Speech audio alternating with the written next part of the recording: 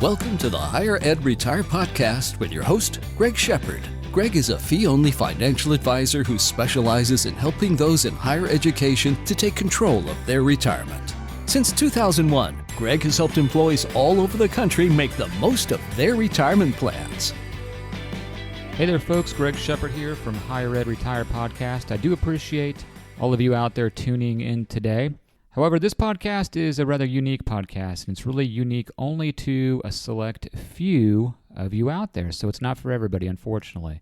If you're looking for other types of information on higher ed retirement plans, just go ahead and check out my website, www.higheredretire.com. You'll find all kinds of podcasts there, chock full of good information. So, this particular podcast is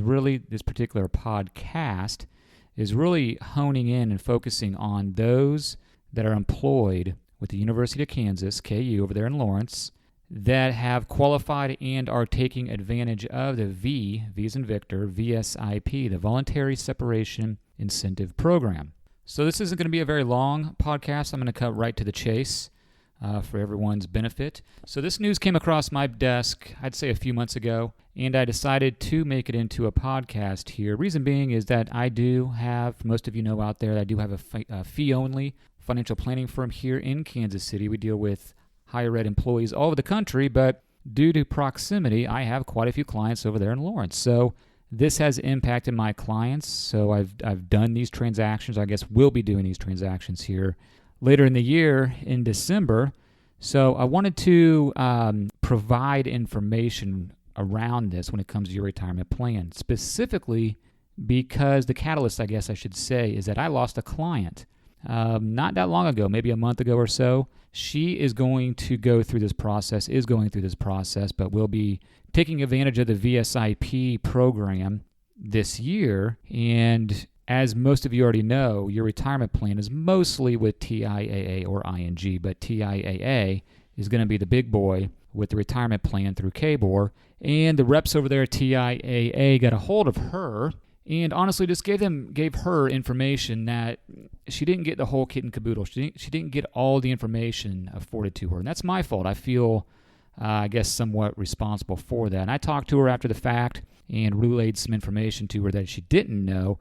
But the process was already in place, and, that's just the way it goes sometimes. Does she regret it? I don't know. I guess we'll find out here maybe after the fact.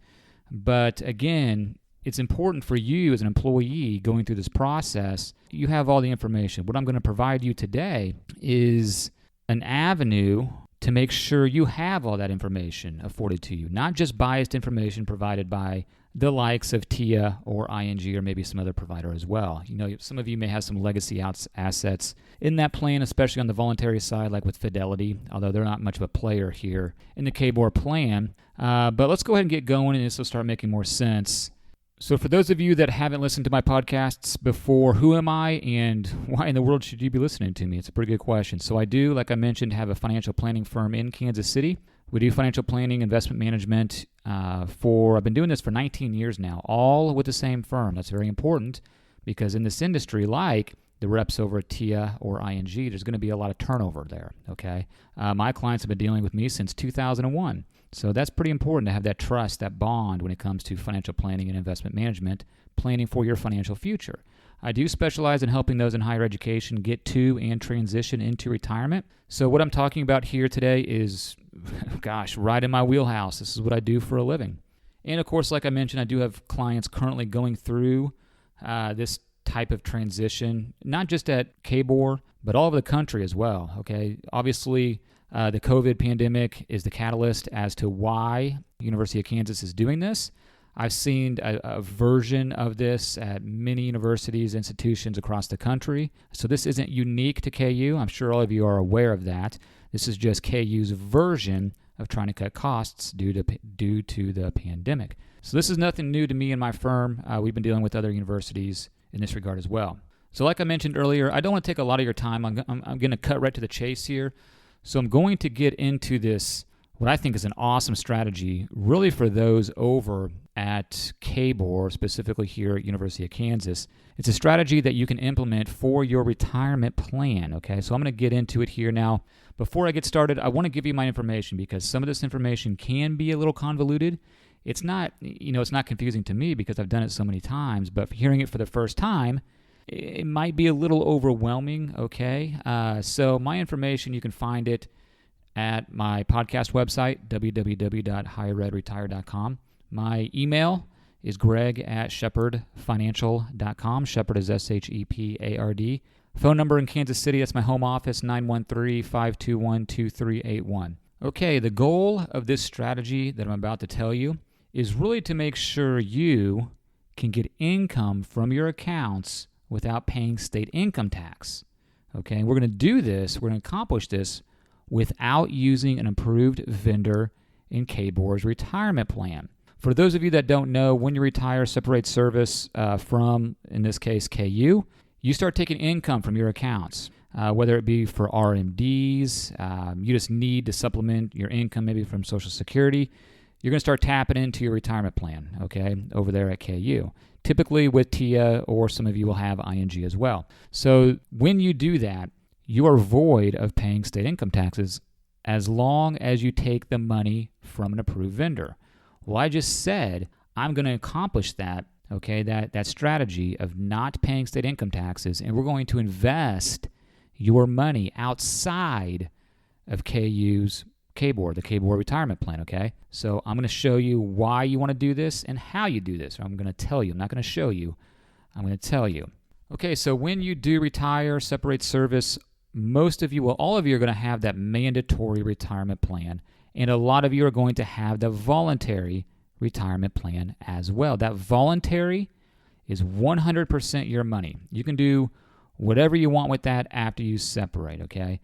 Now, we're going to transfer about 95% or thereabouts of that voluntary money.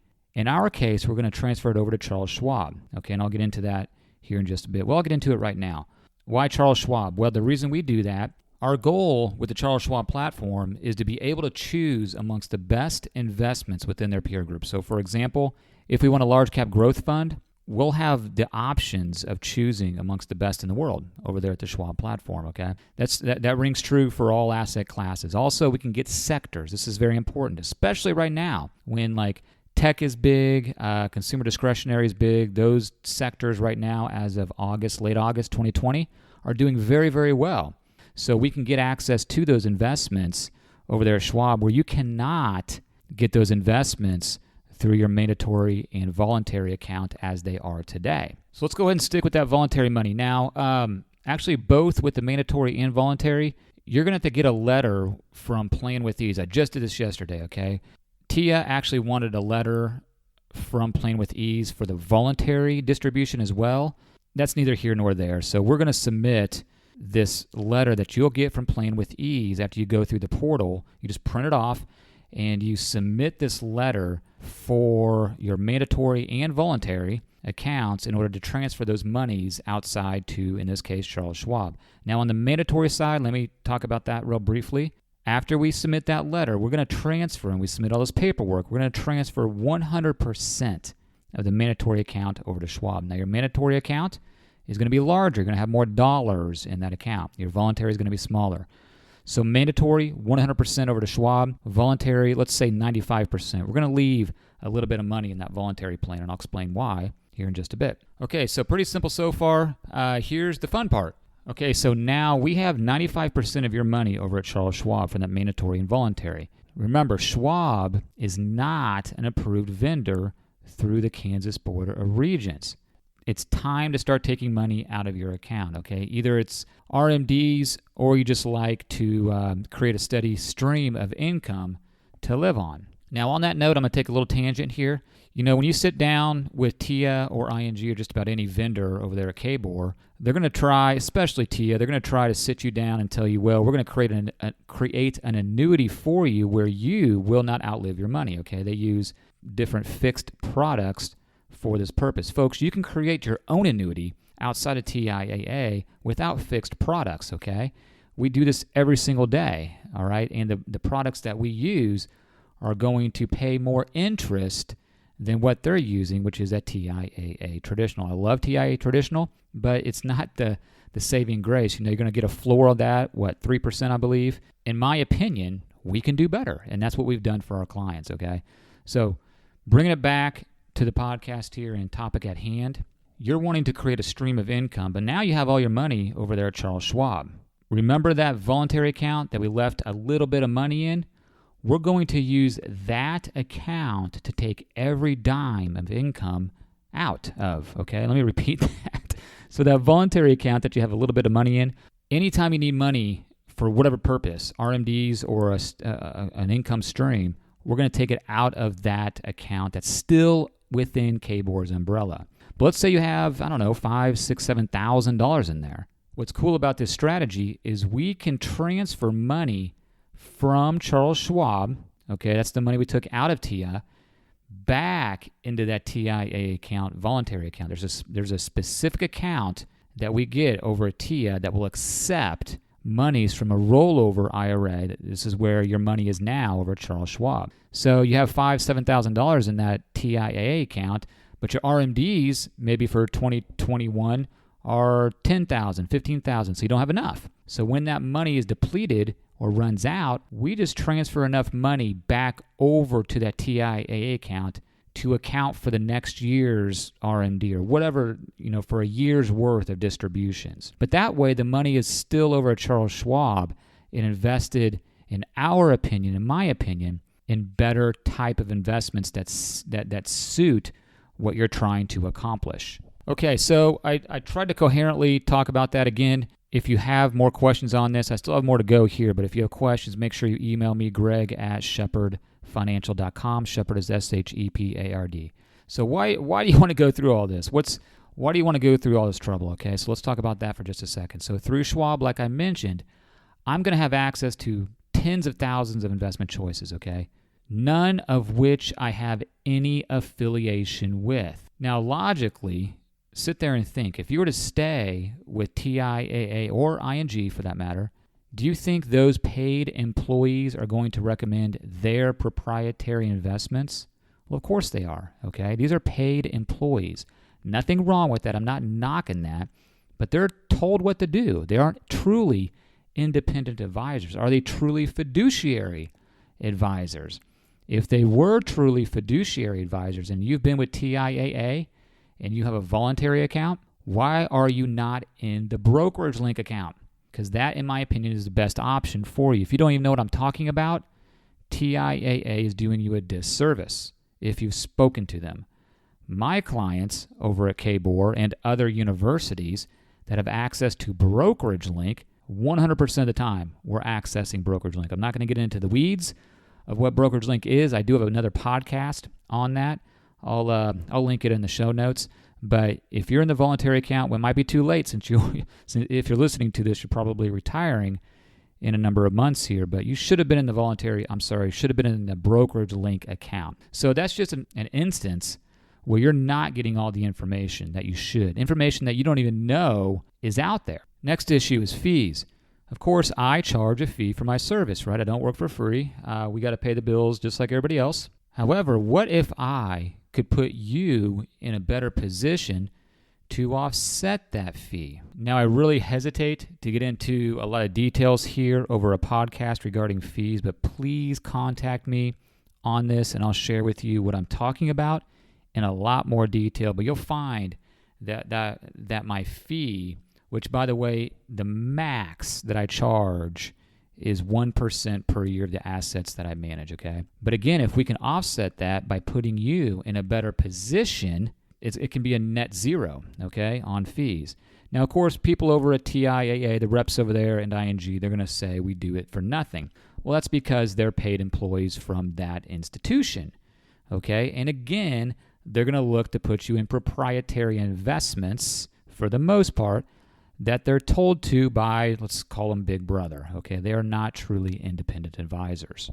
I just want to reinforce the fact that, you all are educators. You do this for a living. You provide information. You educate people. So remember, I'm not telling you anything you already don't know, in the sense that the more information you have, the better informed you are. So if you're going through this VSIP, this Voluntary Separation and Incentive Program, you need to ask yourself if you're getting all the information you need to make an informed decision. Honestly, you may not even know if you're getting all this information. So listening to this podcast should be the catalyst to start asking questions and demanding more. I've seen too many employees just go with the flow of things, and end up making decisions based on just what everyone else is doing, what their colleagues are doing.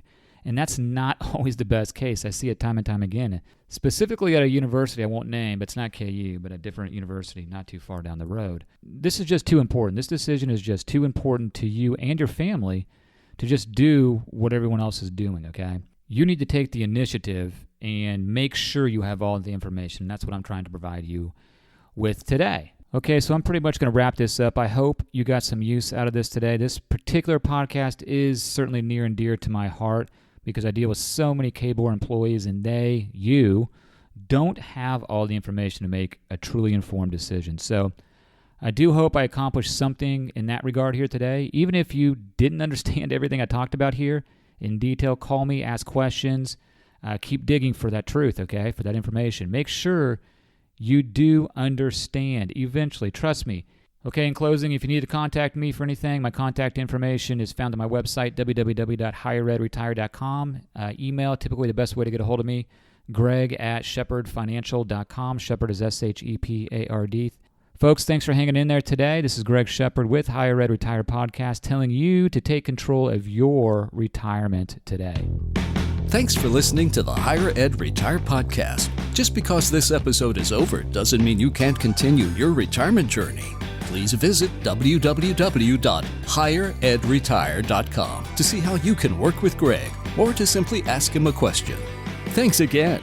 S&A Financial Services is a registered investment advisor. Information presented is for educational purposes only and does not intend to make an offer or solicitation for the sale or purchase of any specific securities, investments, or investment strategies. Investments involve risk and, unless otherwise stated, are not guaranteed. Be sure to first consult with a qualified financial advisor and/or tax professional before implementing any strategy discussed herein. Past performance is not indicative of future performance.